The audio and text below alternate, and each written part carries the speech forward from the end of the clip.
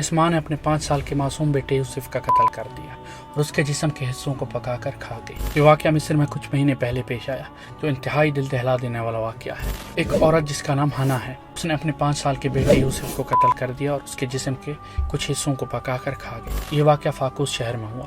ہنا اپنے شوہر سے الگ ہو چکی تھی اور اپنے بیٹے کے ساتھ اکیلی رہتی۔ اس نے پہلے اپنے بیٹے کو گلا دبا کر قتل کیا، پھر اس کے جسم کے ٹکڑے کیے اور اس کے سر کے کچھ حصوں کو پکا کر کھا لیا۔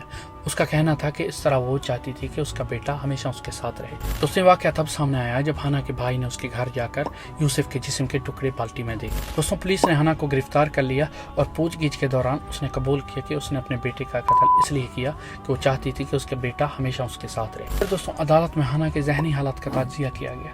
پہلے تجزیہ میں یہ پایا گیا کہ اس نے اپنی مرضی سے اور ہوش و حواس میں یہ جرم کیا تھا، لیکن بعد میں ایک پینل نے یہ فیصلہ دیا کہ ہنا ذہنی طور پر بیمار تھی اور مجنون مطلب کہ پاگل حالت میں تھی۔ پھر دوستوں، عدالت نے فیصلہ سناتے ہوئے کہا کہ ہنا کو ایک محفوظ ذہنی مریض کے مرکز میں رکھا جائے جہاں اس کا علاج ہو سکے۔